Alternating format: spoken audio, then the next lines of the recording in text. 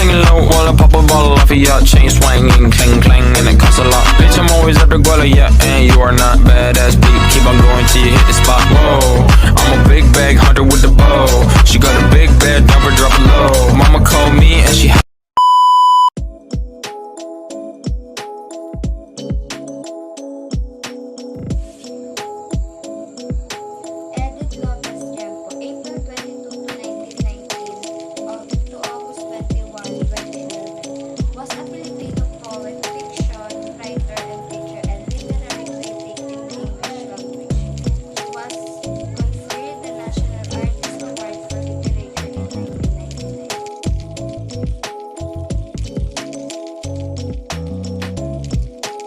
in March 22, 1911, January 7, 1996.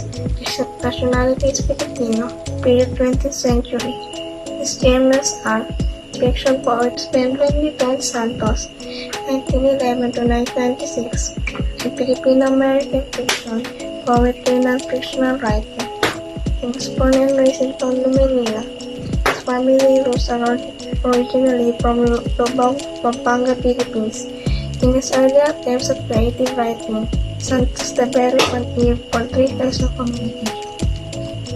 Pampanga in the songs his mother sang at home, English in the poems and stories his teacher read at school, and Tagalog in the street life of Tondo slums.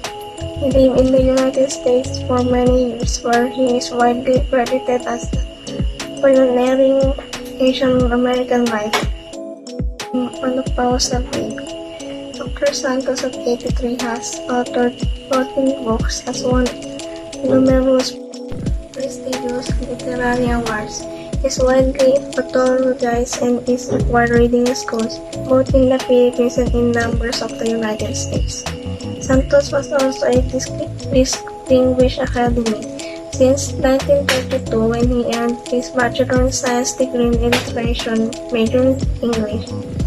At the University of the Philippines, he had been teaching a various institutions such as Ohio State University of Law, Ateneo de Manila University, Metropolitan State College, Parkland College, Wichita State University. Santos left for America in September 1941 as a pensionado or scholar of the Philippine Commonwealth Government.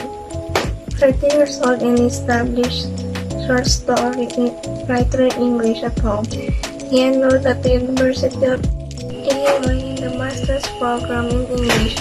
Santos received an honorary doctorate degrees in humanities and letters from the University of the Philippines and Bicol University, Legazpi City, in 1981.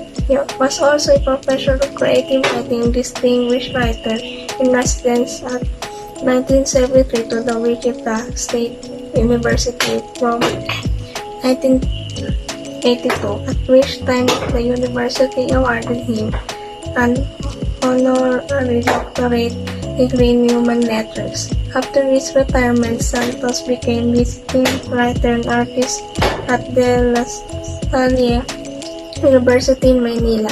The university honored Santos for remaining his creative writing center after him. Bienvenido Santos was one of the privileged who had few to whom success has been very kind.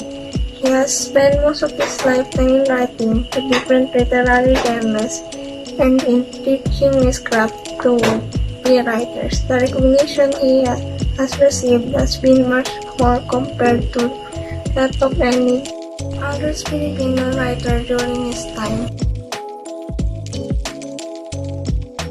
Hi guys, my report is all about in Bienvenido's, Lumbera, and Edith Tiempo's literary works and its purposes. The first novel was created by Edith Tiempo is The Blade of Fern in 1978. So, this novel characterizes the Philippines and its people and its social problem. Second one is his native coast in 1979. This novel gives a reader a provocative feelings. Is the one tilting lives in 1995. So its purposes to people is to know the age struggle between angel and the demon. So we will proceed in Bienvenido, Lumbera literary works. The first one is the Tagalog poetry in 1570 to 1898.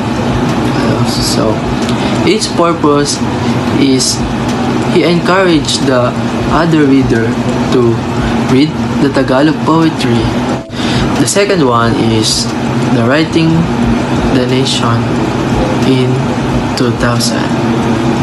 So its purposes is to expand our culture in our country. Edith L. Tiempo, April 22, 1919 to August 21, 2011, was an influential tradition in Philippine literature in English. She founded and directed the Silliman National Writers Workshop in Dumaguete City. Her novels, A Blade of Fire, 1978, His Native Coast, 1979, The Alien Corn, 1992, One Tilting Leaves, 1995, and The Builder, 2004. Edith Tiempo was awarded the National Artist Award for Literature in 1999. She mentored many aspiring Filipino poets and fictionists through the Silliman National Writers Workshop. Bienvenido Lumbera is a poet, librettist, and a scholar. As a poet, he introduced to Tagalog literature what is now known as bagay poetry, and the landmark aesthetic tendency that has helped to change the vernacular poetic tradition. He is the author of the following works: Likhang Dila, Likhang Diwa, Poems in Filipino and English, 1993, Balaybay, Mga Tulang Lunot at Manibalang, 2002, Sa Sariling Bayan, Apat na Dulang May Musika, 2004, Agunyas San Hacienda, Luisita, Pakikiramay, 2004. He is known for his leading role in the Philippinization movement in Philippine literature in the 1960s. He was one of the many writers jailed during Ferdinand Marcos martial law regime. As librettist for the tales of the Manabu and Ramahari, he pioneered the creative fusion of the fine arts and popular imagination. As a scholar, his major books include the following: Tagalog Poetry, 1570 to 1898, Tradition and Influences in its Development, Philippine Literature, A History and Anthology, Revelation, Essays on Philippine Literature, Writing the Nation, o Pag-akda ng Bansa. Lumbera is widely acknowledged as one of the pillars of contemporary Philippine literature, cultural studies, and film, having written and edited numerous books on literary history, literary criticism, and film.